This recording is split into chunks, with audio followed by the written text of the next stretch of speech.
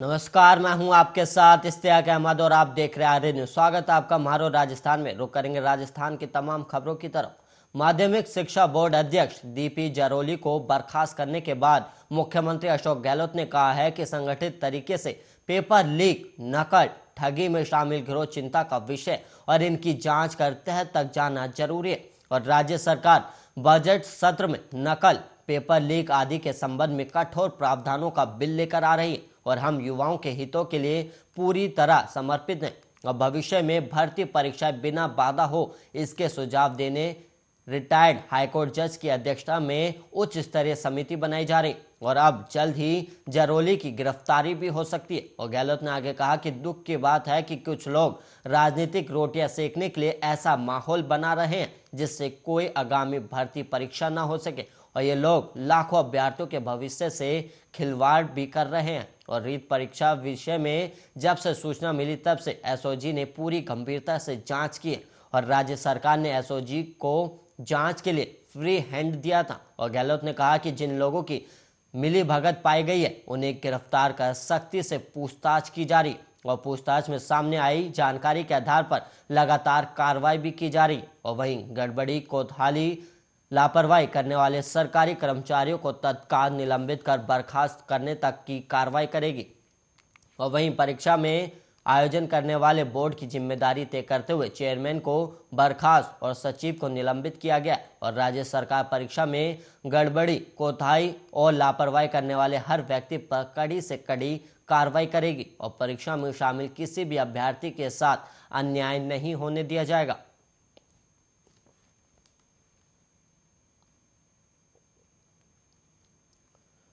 और वहीं राजस्थान सरकार ने कोरोना की नई गाइडलाइन जारी करते हुए पाबंदियों पर कुछ छूट दी है और राज्य भर के शहरी क्षेत्रों में 1 फरवरी से 10वीं से लेकर 12वीं तक के स्कूल खोलने का फैसला किया है और 10 फरवरी से कक्षा 10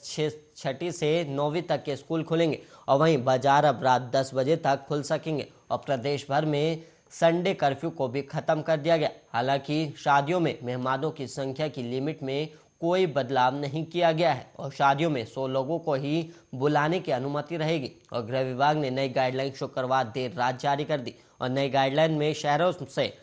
संडे कर्फ्यू हटा दिया गया और ग्रामीण इलाकों से संडे कर्फ्यू पहले से हटाया जा चुका था। और वहीं इसके साथ ही बाजार खोलने का समय 2 घंटे और बढ़ा दिया गया और अभी तक रात 8 बजे तक बाजार बंद करने का प्रावधान था और इससे बढ़ाकर अब रात 10 बजे कर दिया गया और नई गाइडलाइन 31 जनवरी से लागू होगी और इसलिए इस रविवार को शहरी क्षेत्रों में कर्फ्यू रहेगा और अगले रविवार से छूट मिलेगी और नाइट कर्फ्यू सहित दूसरी पाबंदियां फिलहाल जारी रहेंगी। और वहीं महाराष्ट्र, हरियाणा, चंडीगढ़ सहित कई जगह पाबंदियों में छूट दी गई। चंडीगढ़ प्रशासन ने भी 10वीं से 12वीं तक के स्कूल खोलने की मंजूरी दी और कर्फ्यू भी हटाया। और वहीं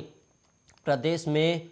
महोत्सव, बड़े पशु मेलों और पर्यटन के हिसाब से अहम मेलों को सशर्त मंजूरी भी दी गई और कोरोना गाइडलाइन का पालन करते हुए इन मेलों का आयोजन किया जा सकेगा। और फरवरी में भी कई जगह मेले लगने और राज्य सरकार पाबंदियों पर हर हफ्ते रिव्यू भी कर रही है और पहले हर हफ्ते पाबंदियां बढ़ाई, लेकिन अब एक्सपर्ट के सुझाव से कुछ छूट दी जा रही है और हर हफ्ते कोरोना के हालात के हिसाब से पाबंदियों में ढील का रिव्यू होगा और आगे चलकर रेस्टोरेंट, जिम, थिएटर और शादी में लोगों की लिमिट को बढ़ाने पर भी विचार हो सकता है।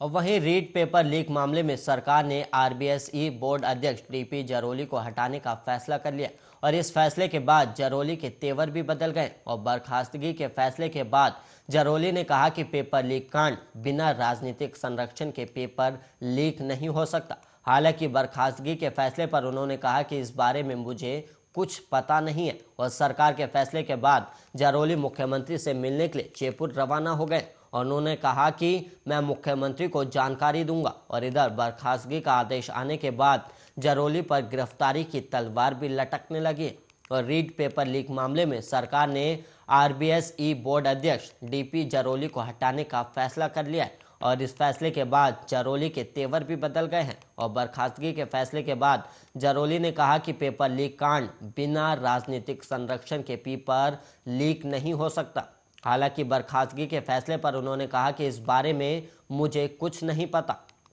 और सरकार के फैसले के बाद जारौली मुख्यमंत्री से मिलने के लिए भी रवाना हो गए और उन्होंने कहा कि मैं मुख्यमंत्री को जानकारी दूंगा। और वहीं आपको बता दें कि उनके ऊपर तलवार लटकने भी लगी है।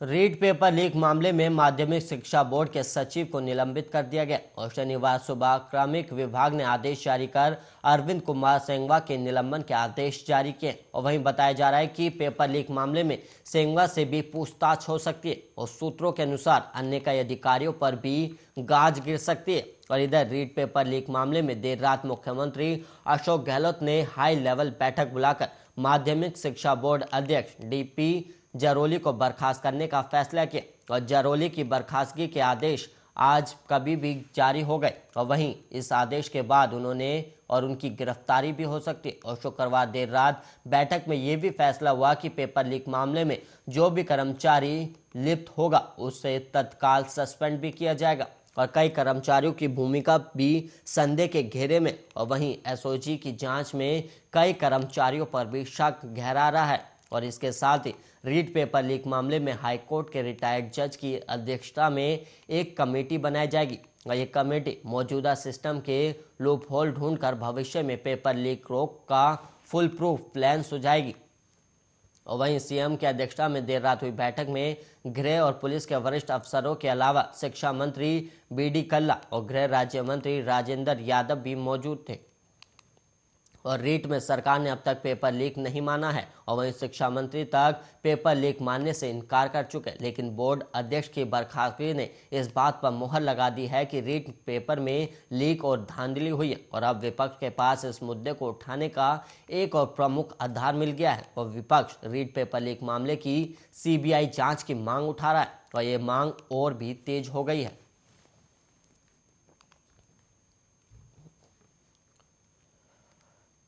वहीं कोटा के पूर्व महाराव बृजराज सिंह का आज निधन हो गया और 87 साल की उम्र में उन्होंने अंतिम सांस ली। और वो कोटा के अंतिम शासक महाराव भीम सिंह द्वितीय के बेटे थे और 21 फरवरी 1934 में जन्मे राज परिवार की 18 पीढ़ी के बृजराज सिंह 3 बार झालावाड़ लोकसभा से सांसद चुने गए थे और तीसरी लोकसभा में वो कांग्रेस और चौथी और 5वीं लोकसभा में जनसंघ से सांसद चुने गए और दोपहर बाद उनका अंतिम संस्कार किया गया। और वहीं पूर्व महाराव बृजराज सिंह के बेटे इजरियाज भी कोटा लोकसभा से कांग्रेस के टिकट पर सांसद रहे और इजरियाज की पत्नी कल्पना देवी वर्तमान में लाडपुरा से बीजेपी के टिकट पर विधायक है। और बृजराज सिंह के निधन से शहर में शोक का माहौल है और लोकसभा स्पीकर ओम बिरला ने पूर्व महाराव बृजराज सिंह के निधन पर शोक जताया है और उन्होंने कहा कि शिक्षा, चिकित्सा और मानव कल्याण के क्षेत्र में और कोटा के विकास और संस्कृति और परंपराओं के संरक्षण में उनका बड़ा योगदान रहा है और उनका निधन कोटा सहित संपूर्ण राजस्थान के लिए अपूरणीय क्षति है। और यूडीएच मंत्री शांति धारीवाल ने भी पूर्व महाराव बृजराज सिंह के निधन पर संवेदना प्रकट की है।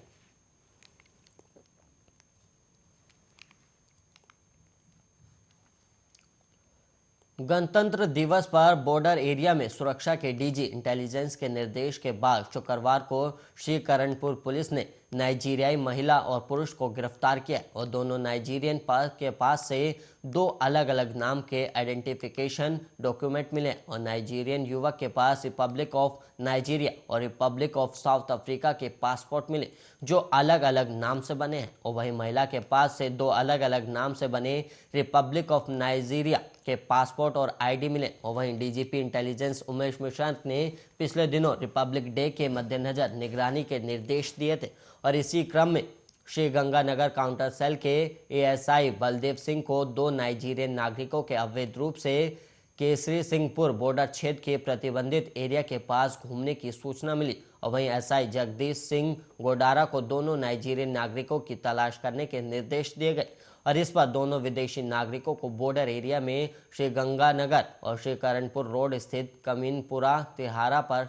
रोका गया और शुरुआती पूछताछ में दोनों विदेशी नागरिकों ने जब वैध पासपोर्ट और वीज़ा मांगा गया तो वो उनके पास नहीं मिला और दोनों ने अपनी पहचान और अन्य सूचना देने में भी कोऑपरेट नहीं किया और इस पर दोनों विदेशी नागरिकों को पूछताछ के लिए श्रीगंगानगर में विदेशी पंजीयन अधिकारी और जोन कार्यालय लाने के निर्देश दिए गए।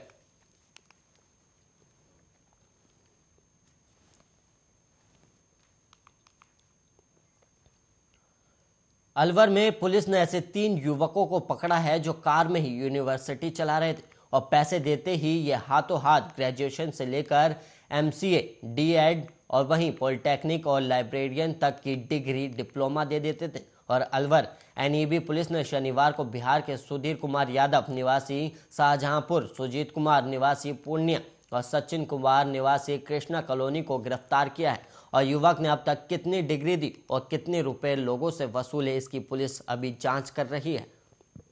और युवकों से बरामद कार में एडमिशन फॉर्म से लेकर एग्जाम के आंसर शीट, डिग्री, डिप्लोमा सहित अधिकारियों की मुहर मिली है। और डिग्रियों में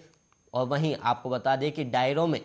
पैसे लेकर डिग्री बांटने का हिसाब भी मिला है। और युवकों ने कहा कि उनका अलवर सहित प्रदेश और देश की कई निजी यूनिवर्सिटी में टाई अप है और वो हाथों हाथ डिग्री और डिप्लोमा देने के बाद संबंधित यूनिवर्सिटी में कागजों की पूर्ति करते हैं ताकि रिकॉर्ड अपडेट हो सके। और युवकों ने बताया कि वो BSc, BBA, BCom, BA, PhD, CA, MCA, DEd और पॉलिटेक्निक और लाइब्रेरियन सहित अनेक तरह की डिग्री और डिप्लोमा देते हैं और पैसे लेने के तुरंत बाद ही वहीं पर आंसर शीट भरा लेते और फिर रिकॉर्ड यूनिवर्सिटी में जमा करा देते ताकि कभी कोई रिकॉर्ड मिलाना हो तो फर्जी ना लगे। और ये लोग यूनिवर्सिटी में रिकॉर्ड अपडेट बाद में करते हैं। इससे मतलब निकला जा रहा है कि युवकों की निजी यूनिवर्सिटी के साथ मिली भगत है। और पुलिस को आरोपियों के पास से विभिन्न यूनिवर्सिटी की 439 आंसर शीट, 850 खाली आंसर शीट और 93 भरे हुए माइग्रेशन प्रमाण पत्र, 41 कॉलेज प्रमाण पत्र, टीसी और 91 मार्कशीट, 26 प्रोविजनल सर्टिफिकेट, 4 खाली प्रोविजनल सर्टिफिकेट, 118 खाली माइग्रेशन प्रमाण पत्र। और वहीं आपको बता दें कि 18 ओपीजेएस यूनिवर्सिटी चूरू के लेटर हेड और 3 खाली एफिडेविट, 5 खाली नोड्यूज सर्टिफिकेट और 5 नोड्यूज प्रमाण पत्र भरे हुए और 22 फीस रसीद, 10 ATM, 7 credit card, 1 laptop, 1 tablet, हिसाब की 4 डायरियां और 4 मोहर मिली है।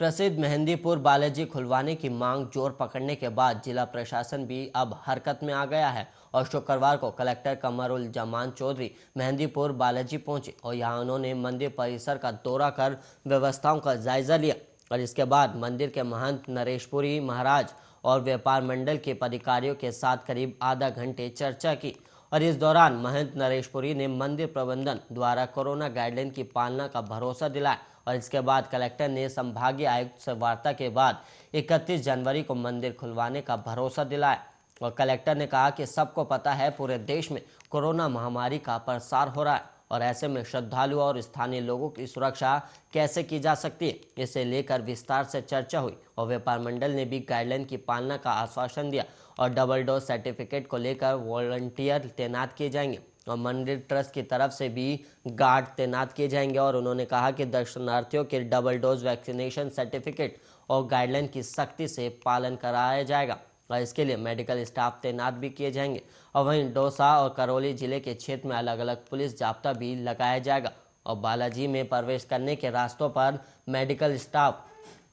और पुलिस तैनात कर आने वाले श्रद्धालुओं के वैक्सीन सर्टिफिकेट जांच किए जाएंगे।